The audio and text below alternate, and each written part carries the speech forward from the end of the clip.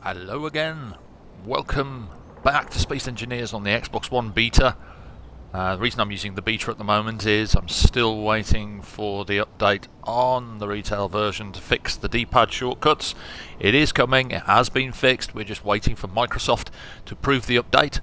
But this is a very quick tutorial on something that I've seen people ask about, and I worked out how to do a very basic one of. And these are player-controlled gun turrets, not the kind of things you stick on top of your ship that you normally get, where you can jump into a cockpit seat and control them, but something a bit different. And it uses rotors, a large grid rotor and small rotors. You have a large grid rotor here and a small grid rotor there. You have another small grid rotor for cosmetic sake only here. And when you jump into this control seat on the grid itself, you can move, and when you select the weapon, you can shoot, and if you have a camera on, you can shoot from camera view. Now, you can also link this up to a remote seat, so if you wanted a remote controlled base defense cannon, you could do this. But how do you do it? That's a good question. Well, the build itself is up to you. It's fairly straightforward. I've got a single block, a U shape with a rotor attached to a platform. So before we get started on the main part of the build, I'm going to show you how to get that particular rotor trick working. So bring up your build menu and find a rotor. A large grid rotor on a large base. We're in creative, so we can easily paste this in. Now you'll see it has a rotor head, so delete or grind that rotor head off. Now, because I've got a control seat, you can use a control seat, a button panel, any way of getting into the settings of this rotor. So, we want to open up the control panel, hold down both shoulder buttons, press your inventory button, and look for the right rotor.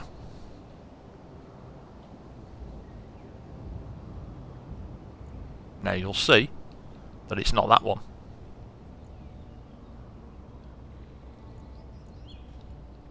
But it's this one. So what we want to do is go down to add small head. Once we've done that, come out of the settings and you'll see there's a small rotor head. On that small rotor head we can now place any number of small grid blocks. Like so.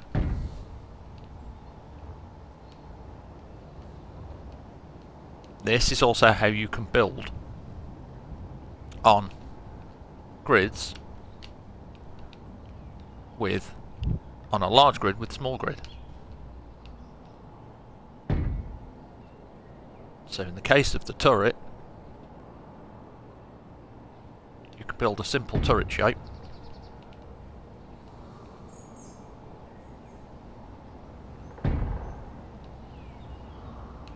Fairly easily. And what you want to do is basically add a small rotor. Always hit the wrong one.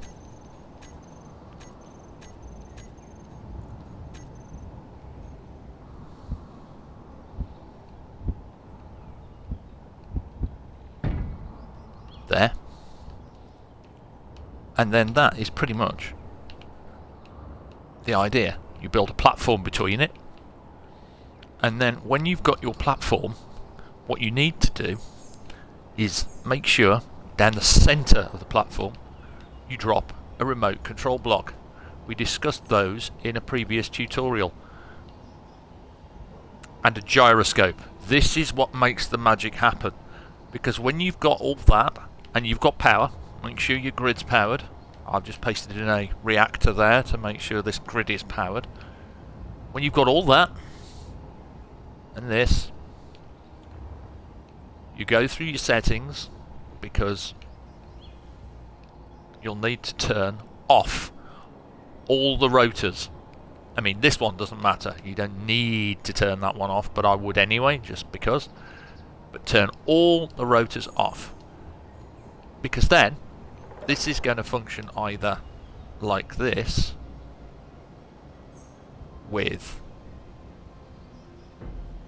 a control seat attached to the grid if you've left yourself enough room, or you build yourself a little platform on it.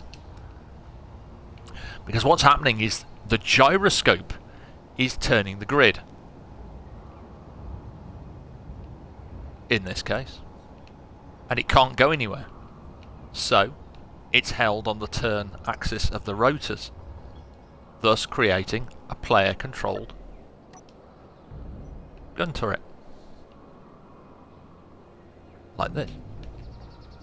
Now, on an Earth-like planet, you'll also need to go into the rotor settings and look at your braking torque. I suggest a 7 or an 8 kilonewton braking torque.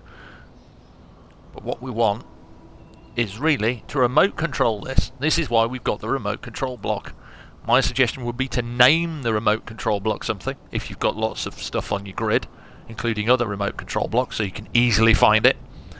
But all you need to do is go into your control seat or your flight seat or your panel. See that remote control block there? So what we'll do, yeah, why not? We will pop another seat in.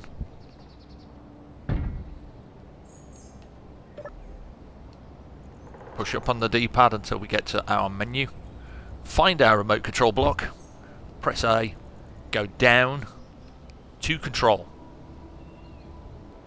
and then there we go. We now have a remote controlled turret. So what also you might want to do is you might want to put a camera on it. I've popped the camera just there. Cameras have a little light on the bottom. If you make sure that light is at the bottom on a small or a large grid camera, you're fine. Also, the word camera helps.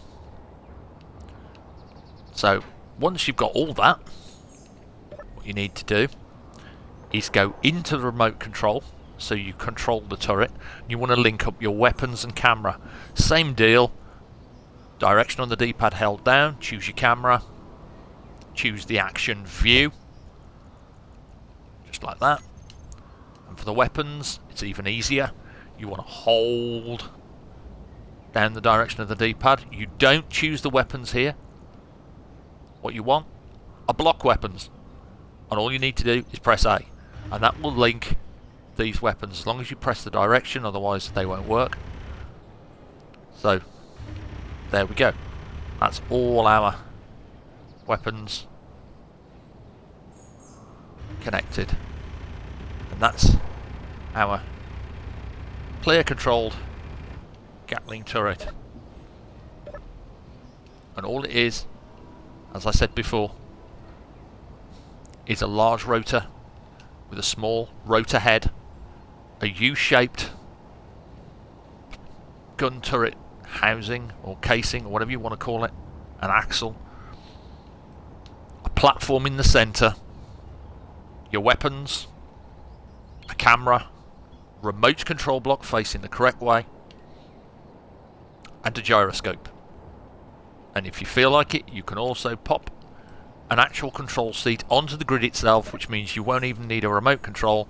You'll just need your weapons linked and the camera, and you have this quad cannon blasty shooty thing. And that's really all there is to it. As always, stay safe, take care, have fun. Until the next one, happy engineering. Bye for now.